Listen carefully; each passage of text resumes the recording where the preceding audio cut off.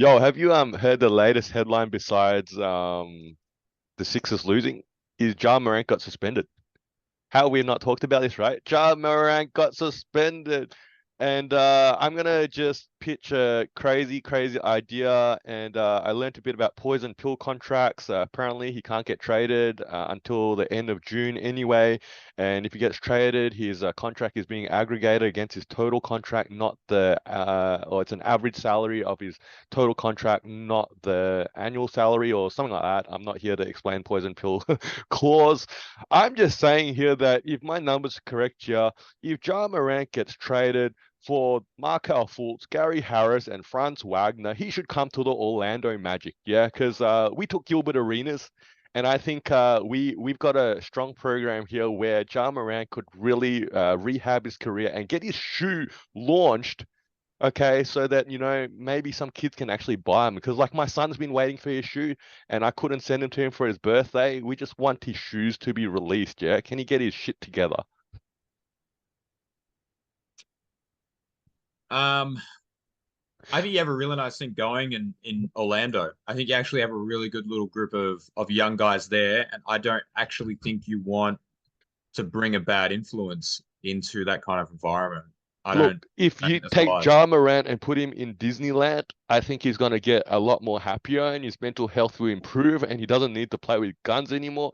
So I'm just pitching this that, hey, it's time for the Magic to go catch some bigger fish out there, even if they like to play with guns at the moment.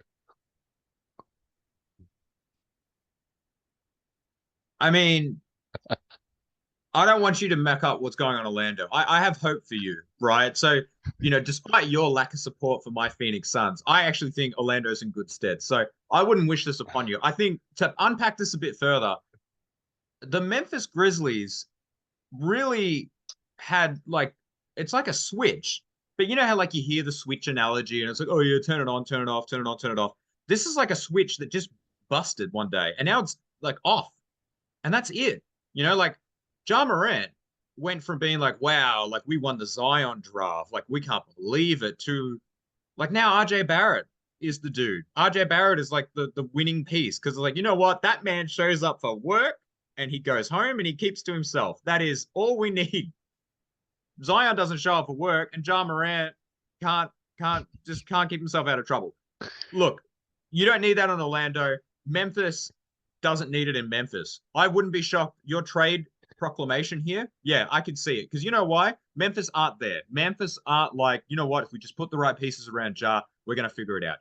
Ja's going to get hurt either on the court or off the court based on his activities at this point. So I'm in agreement. They should trade him, but not to the Orlando Magic. If you do that, you are going to muck up everything that you're working really hard for. Okay? Do not you're, do it. you're saying that Ja Morant and Banchero is not a starting point for a team that's ascending? Like, seriously, all we gave up here is Wagner, Harris, and Fultz. No, it's okay. I feel like I'm not an Orlando fan here, but Wagner is not someone you just give up. Okay. Him and Bankero are your two core pieces, and you build around them because then you've got some versatility on the wings because that is the position that you're supposed to have. What are you doing? Okay, let's flip this. You're a Let's bad flip this. GM. You're a bad GM. Would the Grizzlies take Wagner as an up and coming prospect that clearly has a squeaky clean record, all right, and brings all his German friends along and fans along as well too, okay, to the Grizzlies, and you take Fulton Harris and you swing that trade to just get rid of Morant and not having to worry about his antics anymore?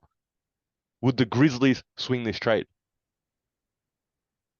I'm 95% sure the Grizzlies at this point would take anybody with like arthritic fingers or carpal tunnel syndrome just so that they cannot physically hold and pick up a gun for a long period of time. As long as they can't pick up a gun, they will trade for them. Whether it be a nan, whether it be a washing machine, they will do whatever they have to do to get someone who's not going to end up on that. This is not any, we don't need to be talking about the Memphis Grizzlies now, right? They had their disappointing season. They had their exit interviews. The Dylan Brooks information came out, and then they will go into the offseason and make some decisions. But Ja Morant's like, you know what? It hasn't. We haven't talked about Memphis in a little bit. Bang bang. You don't want it. You don't want it. I think the reason why you think you want it is because Orlando has not been to the finals in a long time now. Okay, I get it. Phoenix would have done the same thing. You know, we would have like 10 years in just the cellar and we'd be like, you know what? Yeah, maybe we can turn him around. He's a bad boy. You're not going to change him. Don't do it. It's not worth it. Just stick with your core. You got a nice group of kids there. All right, all right. Washing machine for Ja Morant it is. This is Two Guys with Spare Time. I'm Faz, this is Nick. You're probably a basketball fan like us, so hopefully you can throw us an assist and giving our video a like and subscribing to our channel. And if you got thoughts, feelings, or even some suggestions, please put them down in the comment section below. And thank you for using your spare time to watch us in our spare time.